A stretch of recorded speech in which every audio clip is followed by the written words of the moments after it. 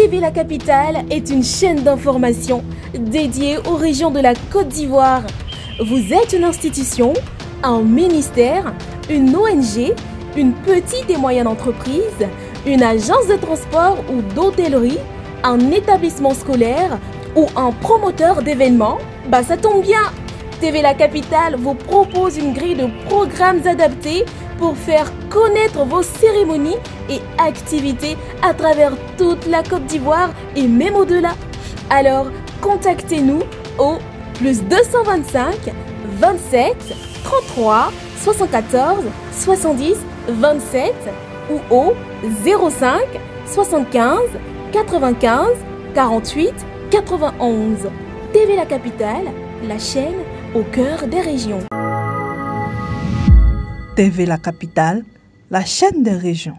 TV La Capitale est désormais à votre portée. Accessible sur Android, tablette et ordinateur, il vous suffit juste de visiter www.tvlacapitale.com pour suivre la chaîne en direct. Et nous vous proposons une couverture complète de l'actualité en Côte d'Ivoire, du nord au sud, en passant de l'est à l'ouest, sans oublier le centre. Et grâce à notre journal diffusé toutes les 2 heures et nos nombreuses émissions, restez informés en temps réel, car TV La Capitale, c'est la véritable chaîne des régions. TV La Capitale, la chaîne des régions.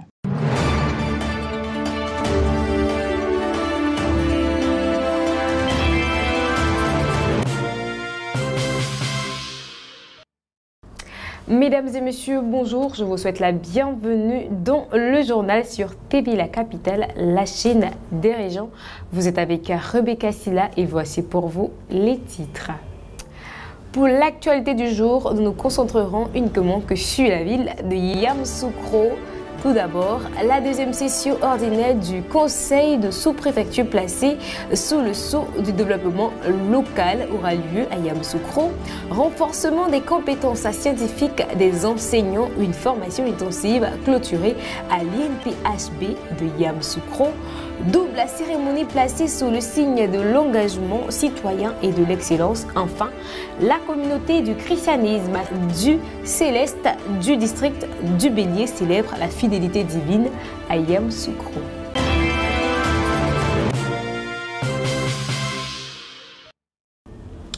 La salle de réunion de la Ségrailleux de Yamoussoukro a abrité ce mardi 29 juillet 2025 la deuxième session ordinaire du Conseil de sous-préfecture présidé par le sous-préfet IEO en présence des chefs de village, des élus locaux, des cadres ainsi que des présidents de jeunesse. Il était question de revenir sur les questions de chefferie, de feux de brousse, d'orpaillage illégal d'identité et de conflits d'agriculteurs. Suivons ensemble le reportage d'Inès Nda.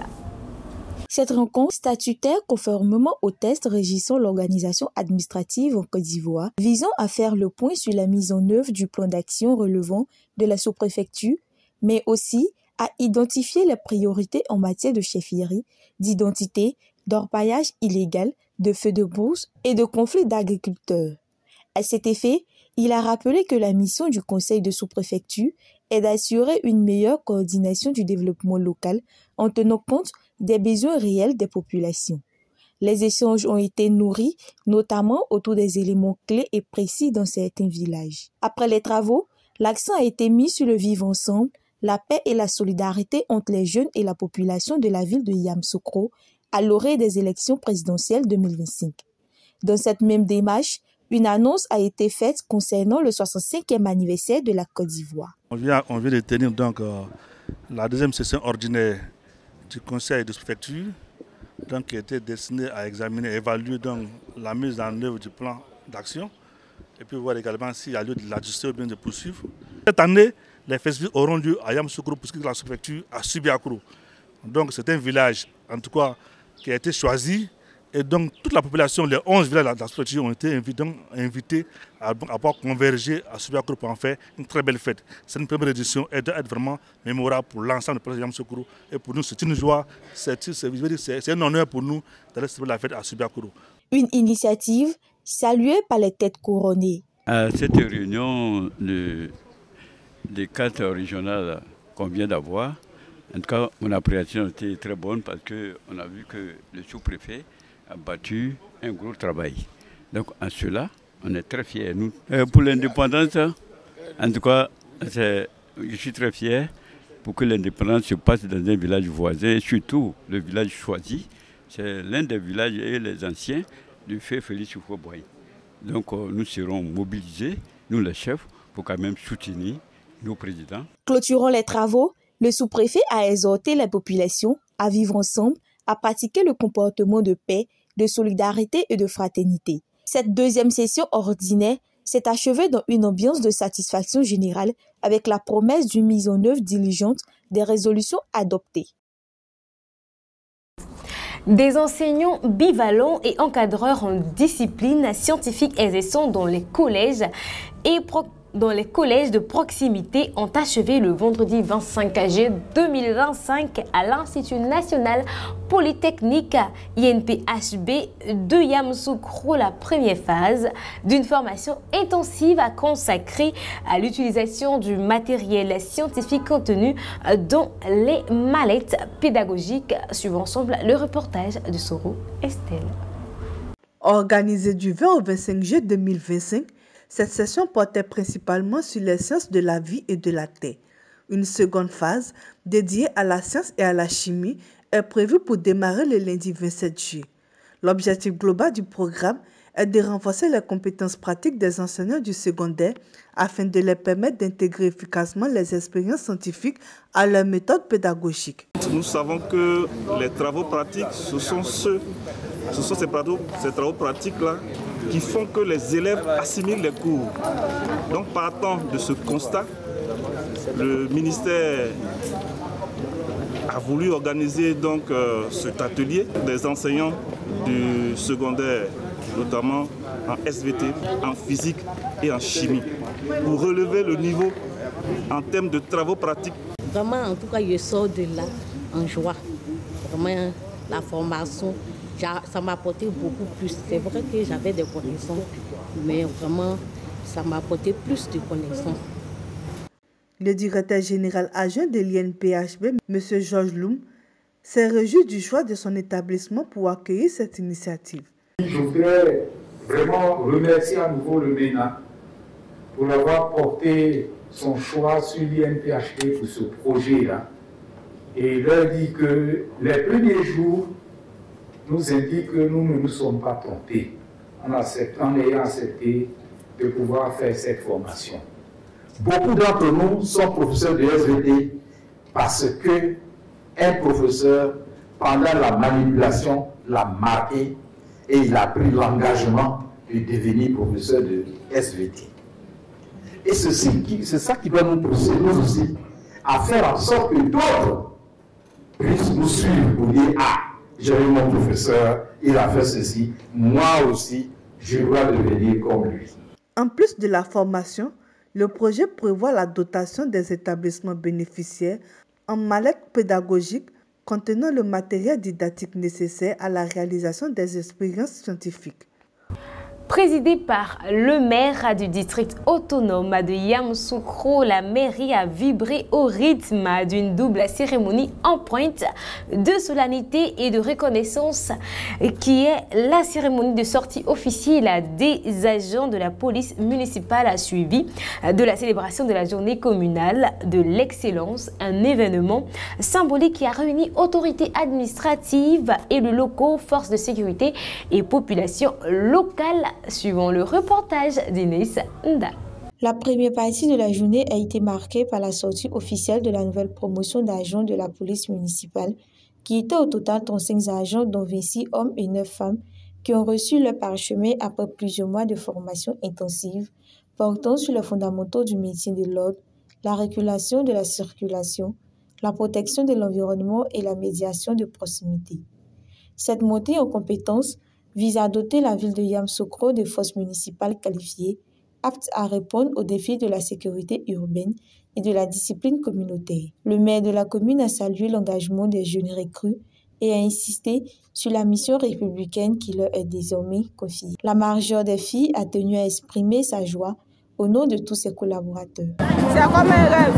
Nous avons au cœur le devoir de travailler, le devoir de porter haut le drapeau de notre pays dans notre commune. Et avec les larmes aux yeux, nous sommes prêts pour servir le pays, nous sommes prêts pour servir notre commune qui est Yamsokro, la vie de la paix, la cité de la paix. Nous sommes prêts. La seconde séquence de la journée a donné lieu à la journée communale de l'excellence, une initiative qui vise à promouvoir les valeurs d'effort, de mérite et de citoyenneté active. 67 élèves ont été distingués pour leurs performances remarquables au cours de l'année écoulée. Des remises de prix comprenant des kits scolaires, du numéraire et tableaux de certification ont ponctué cette célébration. Cette journée vise non seulement à récompenser le mérite, mais aussi à susciter l'émulation et renforcer la cohésion autour des valeurs d'excellence et de service public. Le maire de Yamsokro a réaffirmé l'engagement de la commune à investir dans le capital humain. En organisant cette célébration en particulier, le conseil municipal réaffirme son engagement en faveur de la promotion du mérite, de la discipline et de la performance scolaire. Nous sommes convaincus que l'éducation demeure le socle d'un développement durable, inclusif et équitable. Je me tiens ici au nom de toutes ces personnes ayant été récompensées par la commune de Yamsokro. Nous tenons à remercier infiniment Monsieur le maire pour ses présents, remercier toutes ces personnes qui ont pris de leur temps pour venir nous soutenir, pour nous encourager et nous promettons de poursuivre sur cette lancée. Je tiens à leur dire de travailler, seul le travail paye et de ne jamais abandonner Dieu. Cette double cérémonie alliant rigueur et reconnaissance s'inscrit dans la dynamique de transformation positive du district autonome de Yamsokro, résolument tournée vers la modernisation de ses services publics et la promotion de l'excellence à tous les niveaux. Il faut noter que la journée communale de l'excellence s'étendra l'an prochain avec de nouveaux récipiendaires.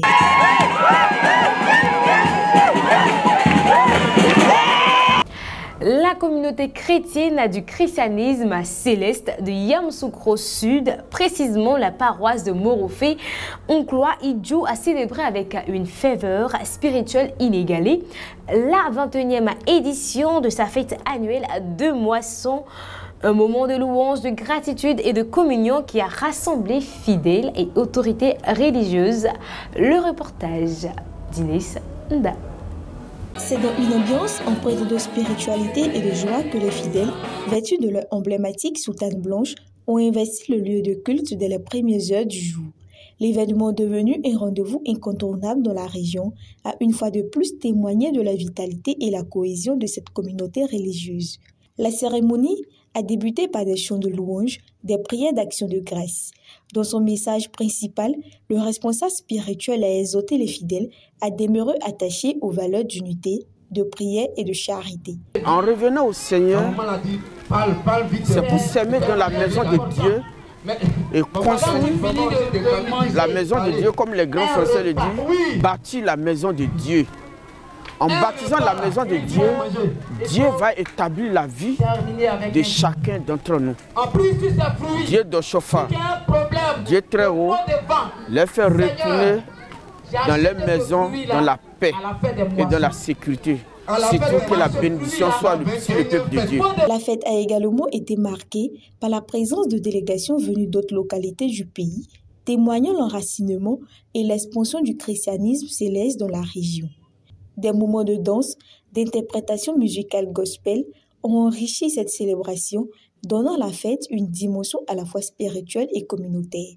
Les responsables ont lancé un appel clair et précis à la communauté, leur exhortant l'appropriation de la fête de la moisson. C'est une joie pour nous de venir vraiment participer à cette fête-là. Vous voyez que toutes les paroisses sont représentées. C'est une excellente chose. Ça, c'est selon les nouvelles directives que le chef du diocèse, Papa Aka Justin, donne donc au district, aux régions, aux paroisses, pour que, effectivement, ensemble, nous puissions être, pour que, à travers nos actes, à travers nos comportements, à travers notre amour, à travers notre fidélité pour l'Éternel, des âmes viennent à Dieu. Quand il s'agit de la moisson, nous devons participer. Parce qu'au plan spirituel, la moisson marque la fin du monde. Et nous sommes en participant à la moisson, nous sommes en train de tisser une alliance perpétuelle avec notre Dieu. Et c'est aussi une marque de reconnaissance à l'Éternel. Donc la moisson n'est pas une affaire des chrétiens célestes, mais tout le monde peut participer. À l'issue des festivités religieuses, un repas fraternel a été partagé, renforçant l'esprit de solidarité qui caractérise la communauté céleste. La 21e édition de la fête de la moisson représente un temps fort de renouvellement spirituel, de gratitude collective et d'affirmation de la foi au sein de la communauté céleste du district du Bélier.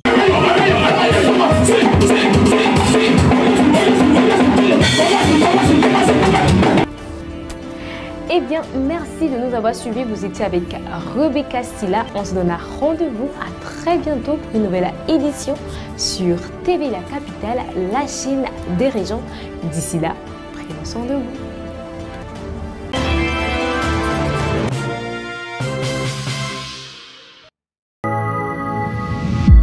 TV La Capitale, la chaîne des régions.